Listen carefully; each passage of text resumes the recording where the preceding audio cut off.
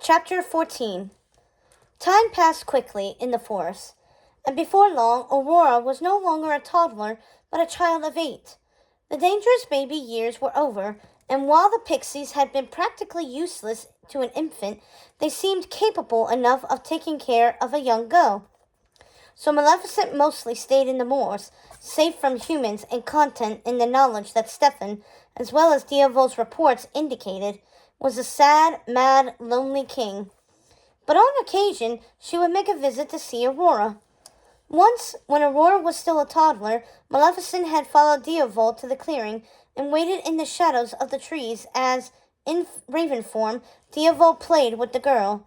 Fall had turned the leaves gold and red and sent many of them drifting to the ground. Aurora, her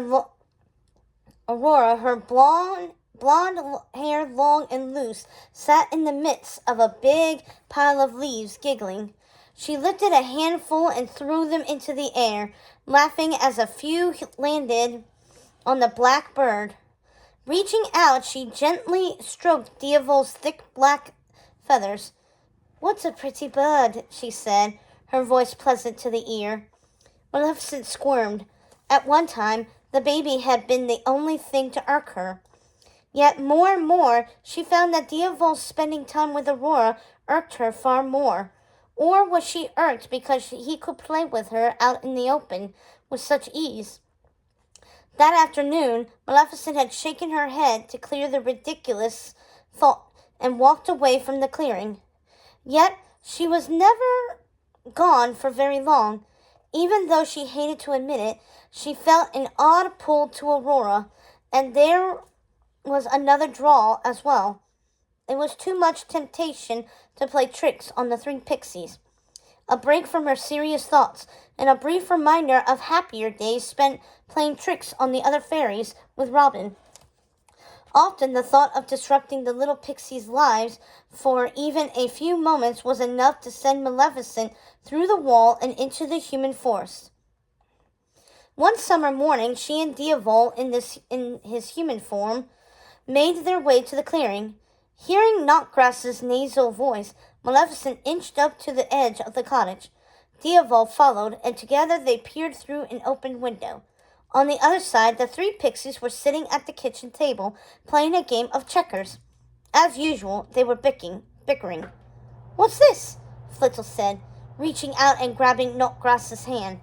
Prying it open, she revealed one of the markers. "You're cheating! I resent the insinuation," Knotgrass huffed. "There's no insinuation. I've caught you in the act," Flittle retorted. "You cheating hedge pig." As the 3 began to hurl its insults at one another, Maleficent raised a finger. A single drop of water fell onto Knotgrass's head. She brushed it away absently. Blink! Another drop fell. Again, Knotgrass brushed away the water. Blink! Blink! Blink! Unable to ignore the water any longer, Knotgrass looked up, trying to see where it was coming from. Not seeing an obvious leak, she moved over, but it was no use. Blink! Blink! More drops fell, landing only on Knotgrass. Shooting a dirty look at Flittle, Knotgrass snapped. "Stop doing that!" "I'm not doing anything," Flittle protested. Hiding on the other side of the window, Maleficent stifled a laugh. It was so easy to rattle the pixies. Her shoulders shook as they tried to figure out the origin of the water, blaming each other and then a leak. But as Knotgrass pointed out, a leak would only happen if it was raining, and it most definitely wasn't raining. Blink, blink, blink, blink. The drops came faster and faster, each one falling only on Knotgrass. Finally, she slammed her hand down on the table. "Stop it!" she screamed. Instantly, the drops ceased. Knotgrass anxiously stared at the ceiling as though waiting for the next wave. But when, after a few moments, no more water fell, she sighed and sat down. And then it poured. A torrent of water fell on Knotgrass, drenching her instantly. The other 2 pixies began to laugh, but as they did, a wave of water poured down the stairs, washing over them. They all screamed. Outside, Maleficent was raked with laughter. Her body shook, and she struggled not to make a sound as she waved her hand again. Inside the cottage, thunder boomed and lightning cracked. Looking at Diaval next to her, Maleficent smiled, eager for him to join in the fun, to be her partner in crime as Robin had been so many years earlier, but his expression was serious. "Oh, come on," Maleficent said. "That is funny." Diaval didn't respond right away, and Maleficent could tell he was working up the courage to speak. Finally, he cleared his throat. "Mistress," he began, "there's something I need to know." Maleficent let out a sigh. He was ruining all her fun. "And what is that?" she asked, not bothering to hide her aggravation.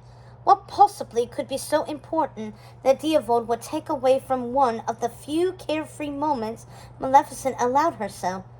His next question shocked the smirk right off her face. "When are you planning to revoke your curse?" "Who said I was planning on revoking it?" she asked, turning her attention back to the cottage. "I hate that little beast." Diavold shook his head. He had expected Maleficent to be difficult. "You hate Stefan," he pointed out. "May I speak freely?" "No," Maleficent answered. Waving her hand, she moved to transform him, but for once Diavold didn't let her. He grabbed her hand, his fingers lacing with hers.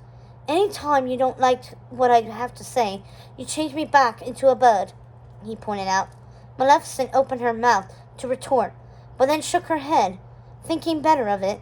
This was not a conversation to be had there or then. Before he could stop her, Maleficent pulled her hand away. Quickly she waved it, transforming him once more into a raven. When he was muted, she sighed. Diavold had taken all the fun out of the day. And for what? To try to save his little friend? Why had he even bothered? Did he think Maleficent would retract the curse and Aurora could live with them? It was a laughable thought. It was not like Aurora could ever be part of the moles. She didn't fit in there. She could never fit in there. How could a human understand and appreciate the magic and nature of the moles? No, it was silly of Diavold. What was done was done. There was no revoking the curse. Maleficent was perfectly content with that. And what she wanted to do then, more than anything, was continue to play with the pixies.